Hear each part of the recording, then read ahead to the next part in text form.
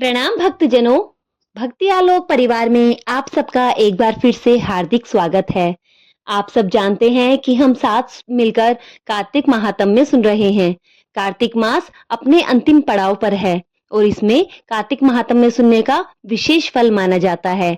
अगर आपने ये महात्म्य अभी तक नहीं सुना है तो डिस्क्रिप्शन में हमने लिंक दिया हुआ है, आप जाकर चैनल पर ये महात्म्य सुन सकते हैं।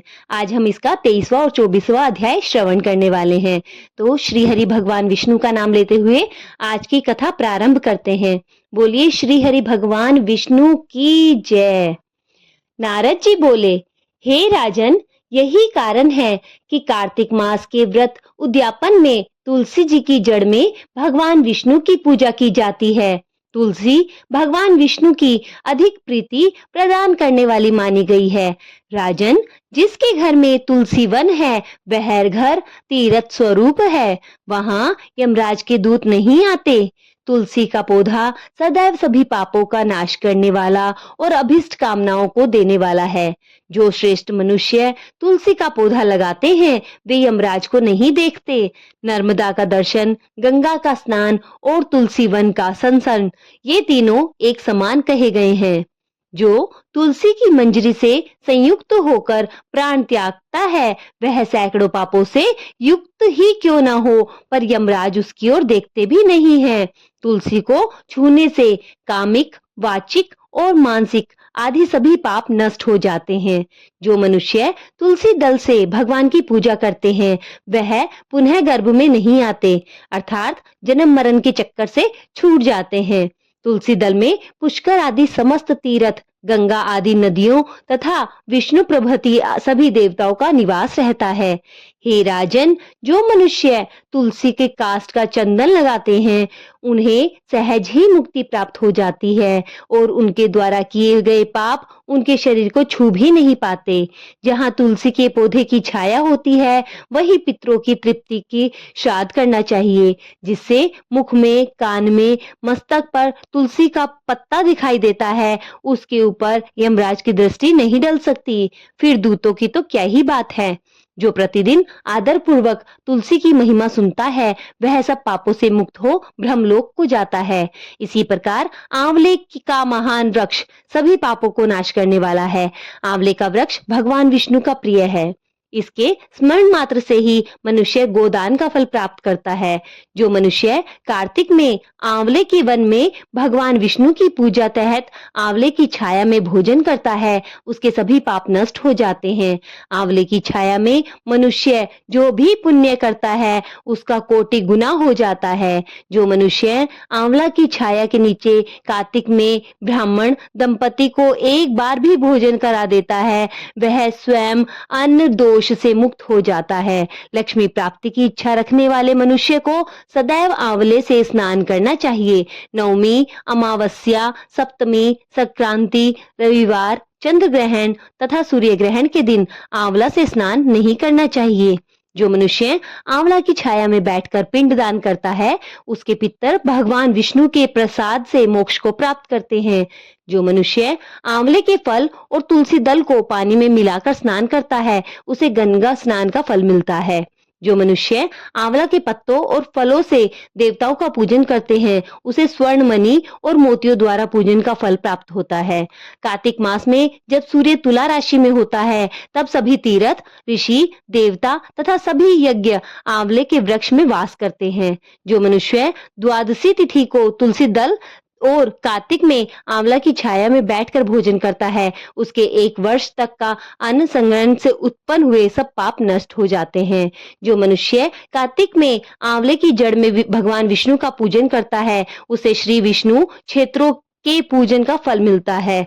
आंवले और तुलसी की महत्ता का वर्णन करने में श्री ब्रह्मा जी भी समर्थ नहीं है, इसलिए धात्री और तुलसी जी का जन्म कथा सुनने से मनुष्य अपने वंश सहित भक्ति को पाता है। बोली श्री हरि भगवान विष्णु की जय, तुलसी महारानी की जय। यहीं पर हमारा 23वां अध्याय समाप्त होता है। अब हम इसका 24वां अध्याय श्रवण करेंगे। श्री हरि भगवान विष्णु की जय। राजा पृथु बोले, हे मुनि श्रेष्ठ, आपने तुलसी के इतिहास, व्रत और महात्म के विषय में कहा। अब आप कृपा करके मुझे यह बताइए कि कार्तिक मास में क्या और भी देवताओं का पूजन होता है, यह भी विस्तार पूर्वक बताइए। नारद जी बोले, पूर्व काल की ही बात है। सह पर्वत पर करविकर में धर्मदत्त नामक विख्यात एक धर्मज्ञ ब्राह्मण रहते थे। एक दिन कार्तिक मास में भगवान विष्णु के समीप जागरण करने के लिए वे भगवान के मंदिर की ओर चले। उस समय एक पहर रात बाकी थी। भगवान के पूजन की सामग्री साथ लिए हुए ब्राह्मण ने मार्ग में देखा कि एक भयंकर राक्षसी आ रही है। उसका शरीर नंगा और मांस रहित था। उसके बड़े बड़े दांत, लपकती हुई जीभ और लाल नेत्र देखकर ब्राह्मण भय से थर्रा उठा। उसका सारा शरीर कांपने लगा। उन्होंने साहस कर पूजा की सामग्री और जल से ही उस राक्षसी के ऊपर प्रहार किया। उन्होंने हरि नाम का स्मरण करके तुलसी दल मिश्रित जल से उसको मारा था, इसलिए उसका सारा पातक नष्ट हो गया। अब उसे अपने पूर्व जन्म के कर्मों के परिणाम स्वरूप प्राप्त हुई दुर्दशा का स्मरण हो आया। उसने ब्राह्मण को दंडवत प्रणाम करके कहा, ब्राह्मण, मैं पूर्व जन्म के कर्मों के फल से इस दशा में पहुंची हूँ। अब मुझे किस प्रकार उत्तम गति प्राप्त होगी।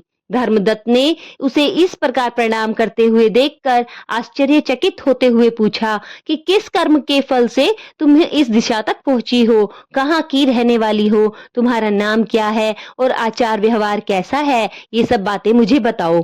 उस राक्षसी ने कहा कि मेरा नाम कलहा है। कलहा बोली, ब्राह्मण, मेरे पूर्व जन्म की बात है। सौराष्ट्र नगर में भिक्षु नामक एक ब्राह्मण रहते थे।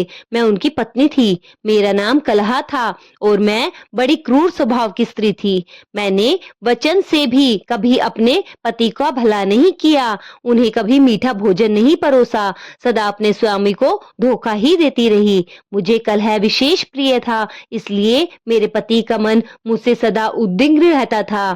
अंततः उन्होंने दूसरी स्त्री से विवाह करने का निश्चय कर लिया। तब मैंने विष खाकर अपने प्राण त्याग दिए। फिर यम के दूत आए और मुझे बांधकर पीटते हुए यमलोक में ले गए।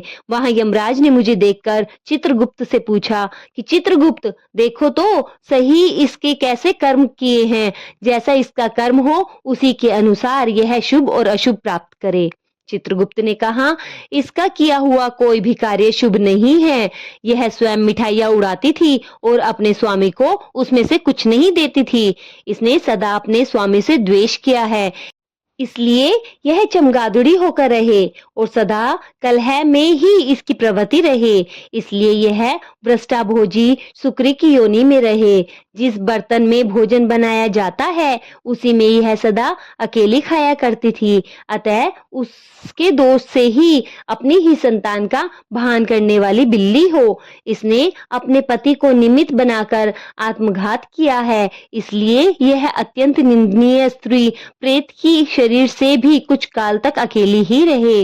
इसे यमदूतों द्वारा निर्जल प्रदेश में भेज देना चाहिए, जहां दीर्घ काल तक यह प्रेत की शरीर में निवास करे। इसके बाद यह पापनी शेष 3 योनियों का भी उपभोग करेगी। कलहा ने कहा, विप्रवर, मैं वही पापनी कलह हूँ। इस प्रेत शरीर में आए मुझे 500 वर्ष बीत चुके हैं। मैं सदैव भूख प्यास से पीड़ित रहा करती हूँ। एक बनिए के शरीर में प्रवेश करके मैं इस दक्षिण देश में कृष्णा और वेणी के संगम तक आई हूँ। ज्यों ही संगम तट पर पहुंची त्यों ही भगवान शिव और विष्णु के पार्षदों ने मुझे बलपूर्वक बनिए के शरीर से दूर भगा दिया। तब से मैं भूख का कष्ट सहन करती हुई इधर उधर घूम रही हूँ। इतने में ही आपकी नजर मेरे पर पड़ी। आपके हाथ में तुलसी मिश्रित जल का संसर्ग पाकर मेरे सब पाप नष्ट हो गए हैं। द्विजश्रेष्ठ, अब आप ही कोई उपाय बताइए। बताइए, मेरे इस शरीर से और भविष्य में होने वाली भयंकर 3 योनियों से मैं किस प्रकार मुक्त होऊंगी। कलहा की यह वचन सुनकर धर्मदत्त उसके पिछले कर्मों और वर्तमान अवस्था को देखकर बहुत दुखी हुआ। धर्मदत्त ने जो भी उससे कहा उसका वर्णन 25वें अध्याय में किया गया है। कल हम इसका 25वां और 26वां अध्याय श्रवण करेंगे। तब तक आज की वीडियो को हम यहीं पर विराम देते हैं। भगवान हम सब पर अपनी कृपा ऐसे ही बरसाए रखे।